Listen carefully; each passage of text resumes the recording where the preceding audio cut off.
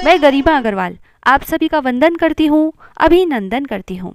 आइए आज हम सुनते हैं हरतालिका तीज की व्रत कथा। जिनके दिव्य केशों पर मंदार के पुष्पों की माला शोभा देती है और जिन भगवान शंकर के मस्तक पर चंद्र और कंठ में मुंडों की माला पड़ी हुई है, जो माता पार्वती दिव्य वस्त्रों से तथा भगवान शंकर दिगंबर वेश धारण किए हैं, उन दोनों भवानी शंकर को नमस्कार करते हैं।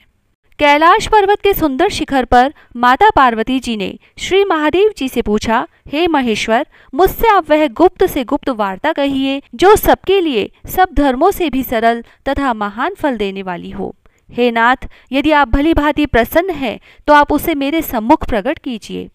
हे जगन्नाथ, आप आदि मध्य और अंत रहित है, आपकी माया का कोई पार नहीं है।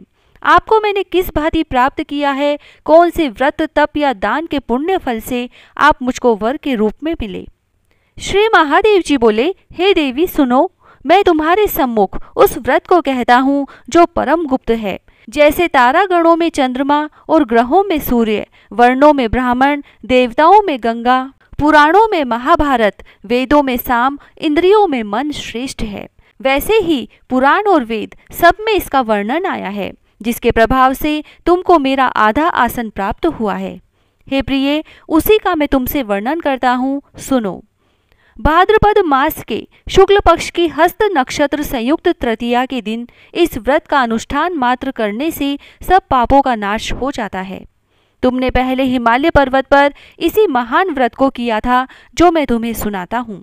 पार्वती जी बोली, हे प्रभु, इस व्रत को मैंने किस लिए किया था, यह मुझे सुनने की इच्छा है, सो कृपा करके कहिए। शंकर जी बोले, आर्य व्रत में हिमालय नामक एक महान पर्वत है, जहाँ अनेक प्रकार की भूमि अनेक प्रकार के वृक्षों से सुशोभित है, जो सदैव बर्फ से ढके हुए तथा गंगा की कल कल ध्वनि से शब्दायमान रहता है।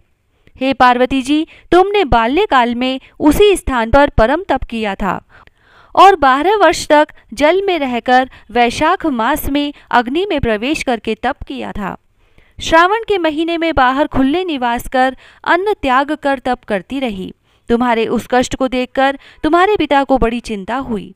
वे चिंतातुर होकर सोचने लगे कि मैं इस कन्या की किससे शादी करूं। इस अवसर पर देवयोग से ब्रह्मा जी के पुत्र नारद जी वहां आए। देव ऋषि नारद ने तुम शैलपुत्री को देखा।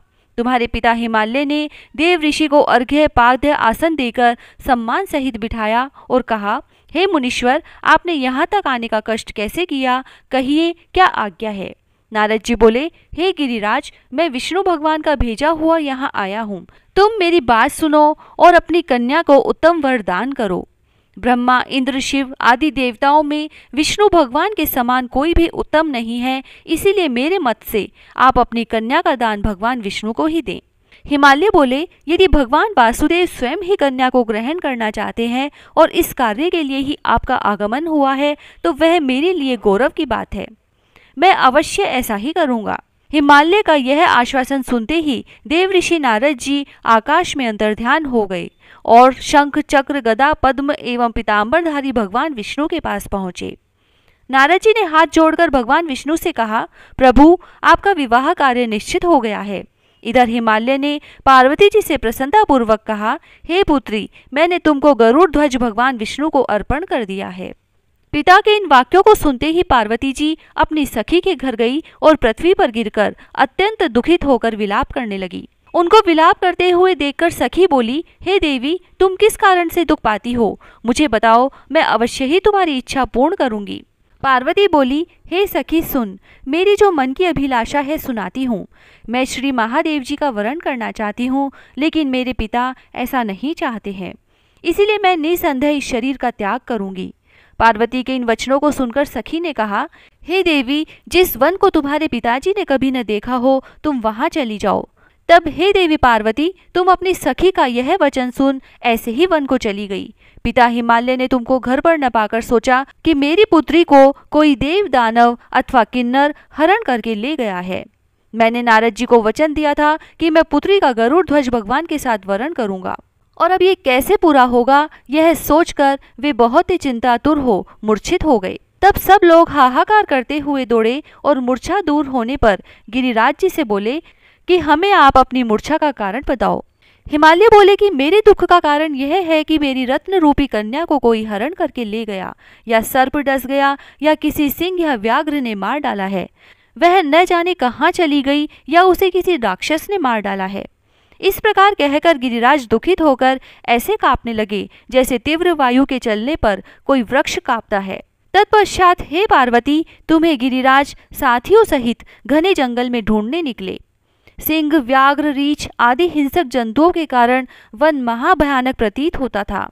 तुम भी सखी के साथ भयानक जंगल में घूमती हुई वन में एक नदी के तट पर एक गुफा में पहुंची। उस गुफा में तुम अपनी सखी के साथ प्रवेश कर गई, जहां तुम अन्न जल का त्याग करके बालू का लिंग बनाकर मेरी आराधना करती रही। उस समय पर भाद्रपद मास की हस्त नक्षत्र युक्त तृतीया के दिन तुमने मेरा विधि विधान से पूजन किया तथा रात्रि को गीत गायन करते हुए जागरण किया। तुम्हारे उस महाव्रत के प्रभाव से मेरा आसन डोलने लगा। मैं उसी स्थान पर आ गया जहां तुम और तुम्हारी सखी दोनों थी। मैंने आकर तुमसे कहा, हे वरानने, मैं तुमसे प्रसन्न हूँ, तुम मुझसे वरदान मांगो। तब तुमने कहा, हे देव, यदि आप मुझसे प्रसन्न हैं तो आप महादेव जी ही मेरे पति हो। मैं तथास्तु ऐसा कहकर कैलाश पर्वत को चला गया और तुमने प्रभात होते ही मेरी उस बालू की प्रतिमा को नदी में विसर्जित कर दिया। हे शुभे, तुमने वहां अपनी सखी सहित व्रत का पारायण किया।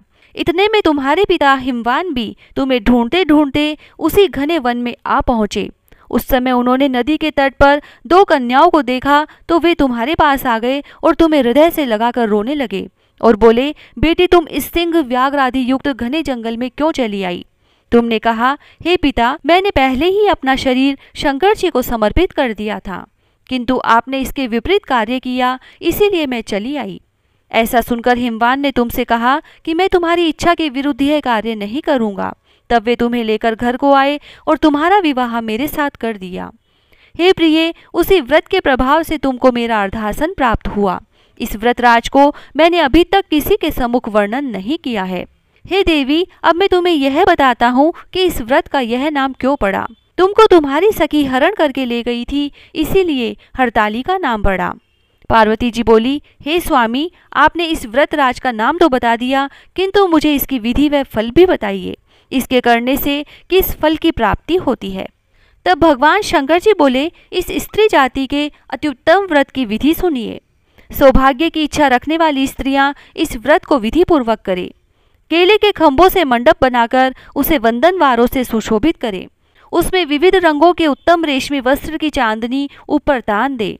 चंदन आदि सुगंधित द्रव्यों का लेपन करके स्त्रियां एकत्र हो। शंख, भेरी, मृदंग आदि बजावे।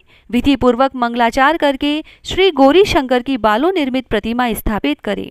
फिर भगवान शिव पार्वती जी का गंध, धूप, पुष्प आदि से विधि पूर्वक पूजन करे। अनेकों नैवेद्यों का भोग लगावे और रात्रि को जागरण करे। नारियल, सुपारी, जमवारी, नींबू, लौंग, अनार, नारंगी आदि ऋतु फलों तथा फूलों को एकत्रित करके धूप, दीप आदि से पूजन करके कहे, हे कल्याण स्वरूप शिव, हे मंगल रूप शिव, हे मंगल रूप महेश्वरी, हे शिवे, सब कामनाओं को देने वाली देवी, कल्याण रूप तुम्हें नमस्कार है। कल्याण स्वरूप माता पार्वती, हम तुम्हें नमस्कार करते हैं। भगवान शंकर जी को सदैव नमस्कार करते हैं। हे ब्रह्म रूपिणी, जगत का पालन करने वाली माँ, आपको नमस्कार है।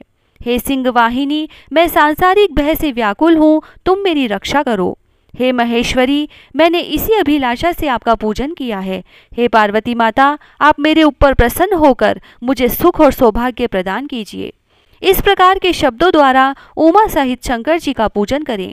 विधि पूर्वक कथा सुनकर गो, वस्त्र, आभूषण आदि ब्राह्मणों को दान करें। इस प्रकार से व्रत करने वालों के सभी पाप नष्ट हो जाते हैं। ओम नमः शिवाय। जय श्री राधे।